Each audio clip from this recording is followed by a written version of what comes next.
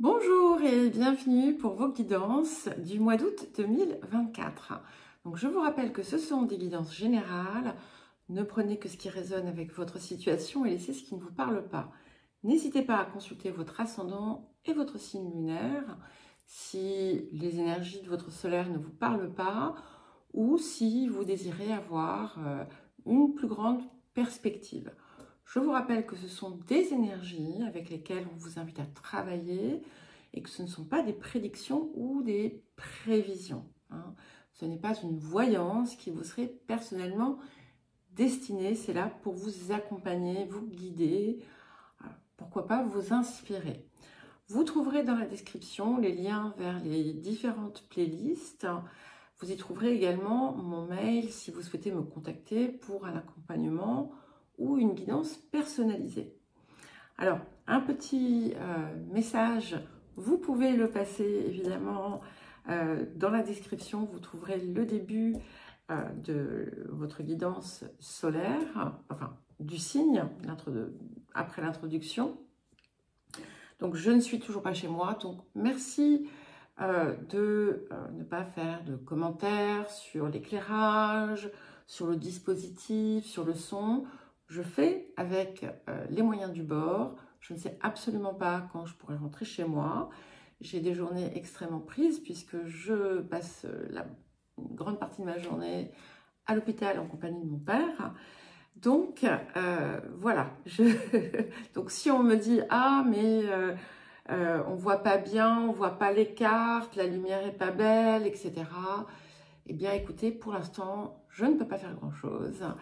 Et voilà, je vous offre quand même ce petit temps de travail et de partage. Donc, sachez l'apprécier pour ce que c'est. Voilà. Alors, nous allons à présent commencer. C'est à vous les Sagittaires pour votre guidance du mois d'août 2024. Alors, désolée, hein, l'introduction, je ne porte pas la même tenue puisque ce n'était pas le même jour. Et j'ai posé les cartes en amont, contrairement aux 6 premières guidances, donc du Bélier à la Vierge, pour un petit gain de temps. Voilà, le temps est précieux, comme vous avez pu le comprendre, et comme je souhaite vous délivrer tout ça avant le début du mois d'août, il ne reste que quelques jours. Voilà, j'essaie de jongler avec le temps comme je le peux. Alors, nous allons commencer par l'énergie générale de cette période. Waouh! Alors, nous avons la carte 3, la flèche. Et la flèche, ici, elle vous pousse à vraiment être dans votre axe. D'accord? Vous êtes à la fois ancré dans la terre et relié à votre part supérieure. Et c'est important justement d'être dans cet espace, d'être dans votre centre, et en plus, bon, cette flèche est très symbolique pour vous, hein, puisque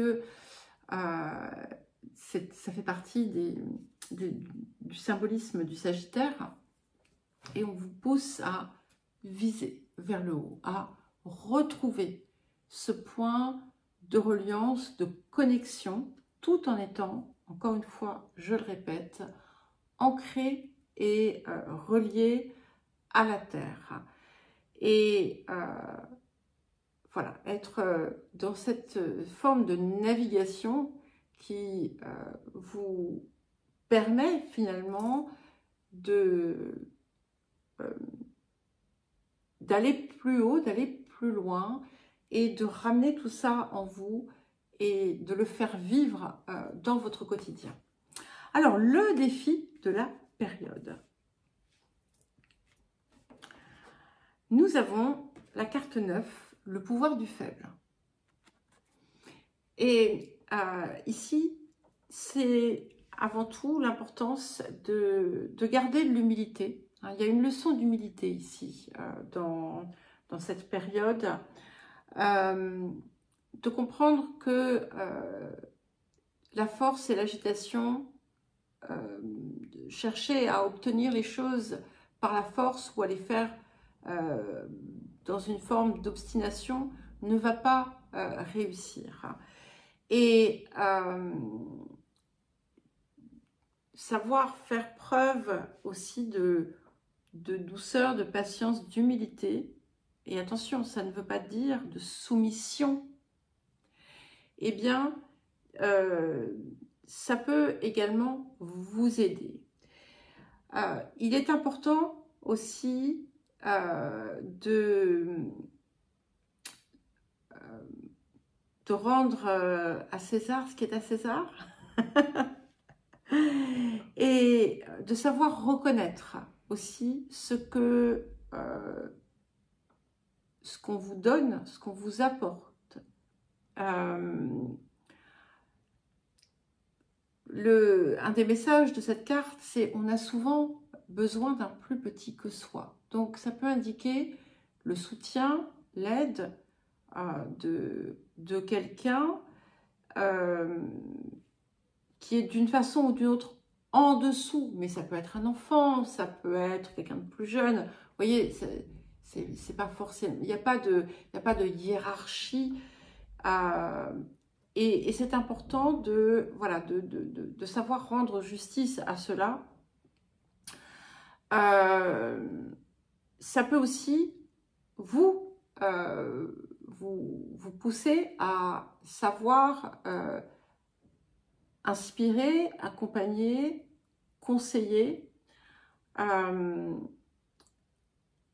d'autres qui peuvent avoir besoin de vous et qu'en temps ordinaire, vous ne chercheriez pas peut-être à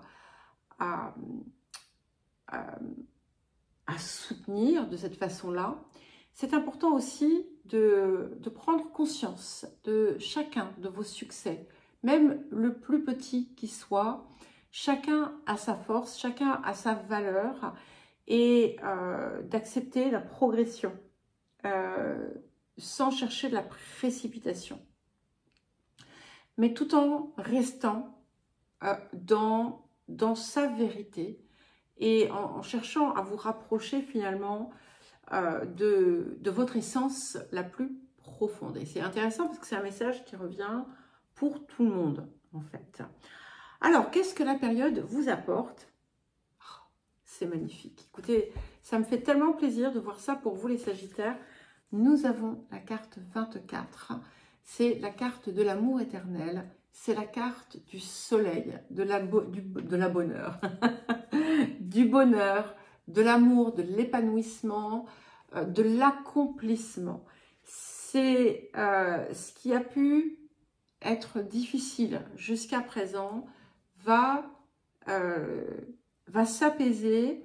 Ce qui peut-être une situation qui était contraignante ou qui vous semblait sans issue va se résoudre ou vous allez y trouver une forme de bonheur. En tout cas, vous allez retrouver le lien avec une énergie très, très belle, très heureuse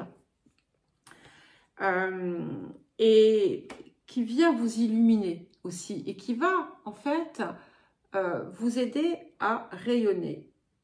Excusez-moi, il y a un moucheron. Je ne le vois plus. Alors, le domaine de la vie quotidienne, de l'activité, de la vie professionnelle, selon ce que vous faites, les énergies du passé. Alors, nous avons l'étoile de la femme et la carte du hasard. Alors, ça peut être de nombreuses choses. Ça peut indiquer par le passé, dans un passé récent ou moins récent, l'arrivée d'une énergie féminine dans votre vie de façon un petit peu soudaine. En tout cas, ce n'était pas quelque chose d'attendu ou de calculé. Ça peut être une rencontre, ça peut être des retrouvailles, ça peut être une reconnexion, peu importe. Ça peut indiquer pour d'autres personnes aussi,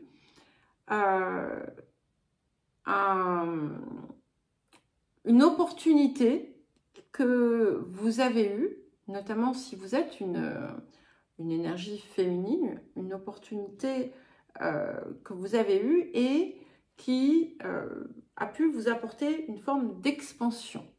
Ça peut également être une opportunité apportée par une femme. En tout cas, il y a quelque chose autour de ça. Et ça peut aussi, encore une autre possibilité, quelque chose qui est arrivé dans votre vie de façon un petit peu soudaine et qui vous a reconnecté à votre polarité féminine. Alors, les énergies du présent, j'ai 2 cartes qui sont venues. Waouh! Incroyable. On a Mars et Vénus. La carte 4 et la carte 5. Donc, ici, en fait, on retrouve l'énergie de l'amour et l'énergie du désir. Et en fait, ce qui est très intéressant, c'est que on est de nouveau dans la flèche ici, puisque si on prend Mars comme celui qui nous met dans l'action, hein, eh bien, notre action est portée par le cœur. Il y a quelque chose qui s'est reconnecté, d'accord, ou qui se reconnecte. C'est pour ça qu'on a cette flèche, c'est pour ça qu'on a ça. C'est vraiment une période très très forte et où en fait ce que l'on entreprend, ce que l'on met en place vient en fait de l'énergie du cœur, du désir réel de votre être. C'est aussi un équilibre important entre la polarité masculine et la polarité féminine. Pour d'autres personnes encore, il peut y avoir quelque chose d'important qui se passe dans votre vie amoureuse et qui va apporter un changement conséquent pour la suite de votre vie. En tout cas, voilà, vous êtes dans une action, dans quelque chose qui, soit qui vous rapproche de votre cœur, soit qui vous met en fait dans cette énergie, qui vous apporte énormément de satisfaction. C'est un petit peu comme si vous vous retrouviez pleinement. Alors, qu'est-ce qui arrive? Nous avons... Ok, c'est très intéressant. Nous avons le 3 de coupe et le 5 de bâton. Alors, plusieurs choses ici. On a d'ailleurs un petit peu des énergies similaires hein, à celles qui sont là. Alors, déjà, on a la réjouissance, d'accord? Vous avez déjà ce 3 de coupe, donc vous allez avoir de quoi vous réjouir, de quoi fêter. Vous allez vous sentir aussi en parfaite harmonie avec d'autres personnes. D'accord? Donc ça va être très important. Mais à côté de ça, il y a ce 5 de bâton. Alors ce 5 de bâton, ça peut être des personnes de l'extérieur qui ne vont pas être totalement en accord avec vous, qui vont peut-être vouloir empêcher ou s'opposer à certaines choses, mais c'est pas très grave. Hein. Après, voilà, c'est à vous aussi de vous poser et de vous positionner face à ça.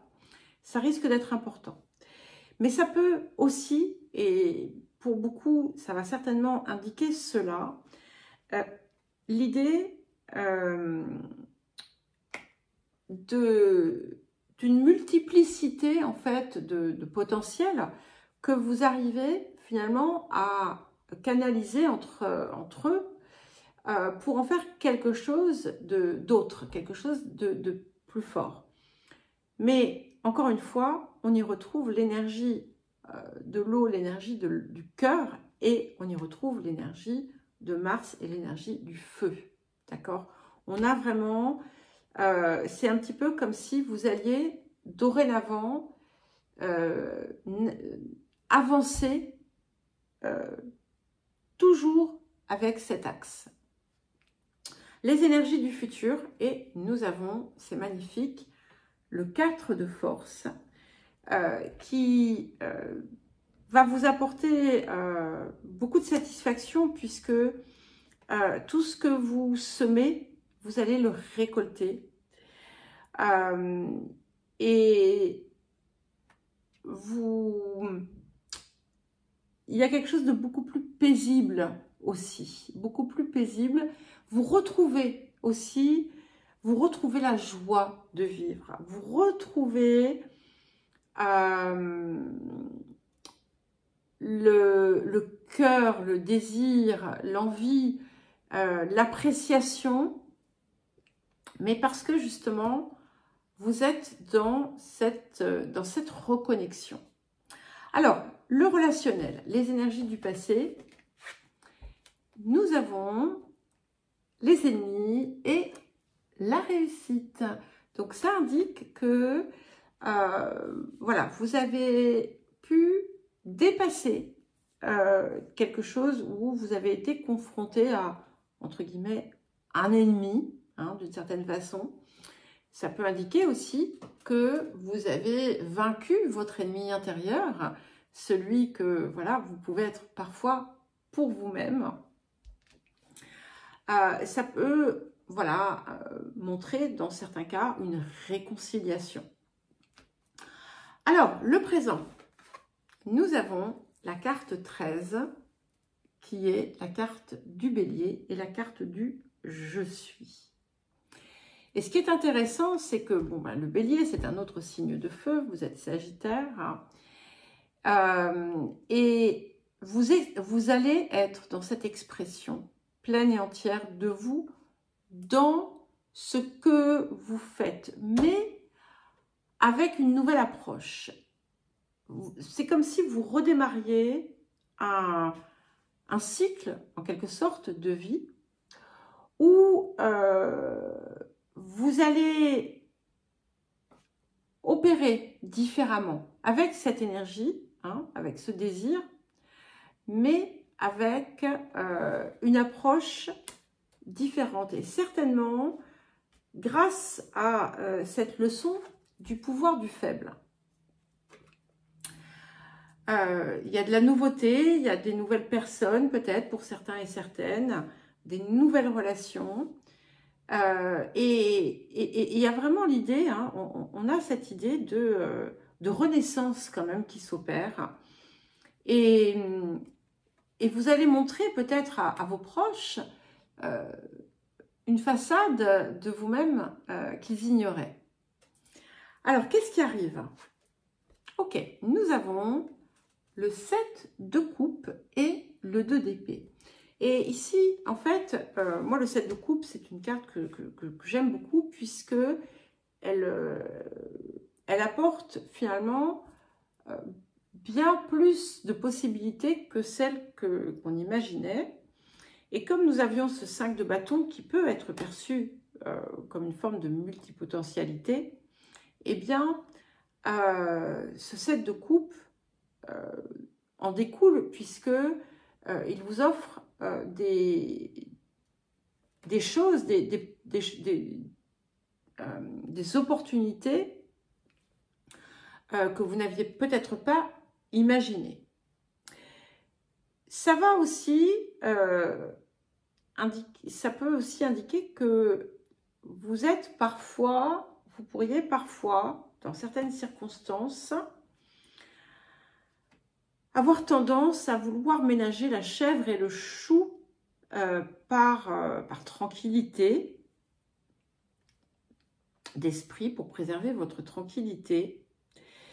Et là, il y a quelque chose que vous allez être amené à modifier dans votre attitude. Parce que vous n'aurez plus le choix. Enfin si, on a toujours le choix, mais vous allez comprendre qu'en fait, ça vous apportait une fausse tranquillité. Et que ce qui va découler de ce choix que vous allez faire va vous apporter bien plus, en fait, de tranquillité et de paix. Alors, les énergies du futur, et nous avons la reine de force. Donc, j'aime beaucoup parce qu'effectivement, on est dans une énergie très puissante où d'abord, vous allez retrouver toute votre énergie vitale et il y a quelque chose qui est transcendé, qui est dépassé ici. Et ça va apporter en fait un point de résolution important à un ancien paradigme. Je l'ai utilisé 10 fois ce mot pendant ces guidances mensuelles.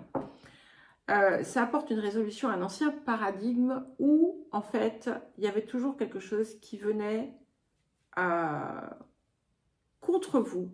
Et ce contre vous, en fait, c'était quelque chose que vous portiez vous-même en vous et que vous refusiez de voir. Mais là, en fait, la reine de force, elle a affronté sa part sombre, ses zones d'ombre, et elle en sort grandie. Donc, vous soyez homme ou femme, il n'y a pas de souci avec ça.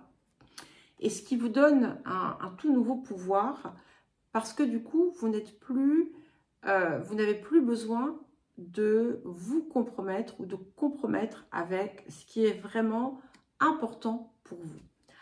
Alors, on termine par le rapport à l'abondance et nous avons la carte renoncer au ressentiment lié à l'argent. Alors, ça va être différent pour chacun, hein, mais il y a quelque chose ici qui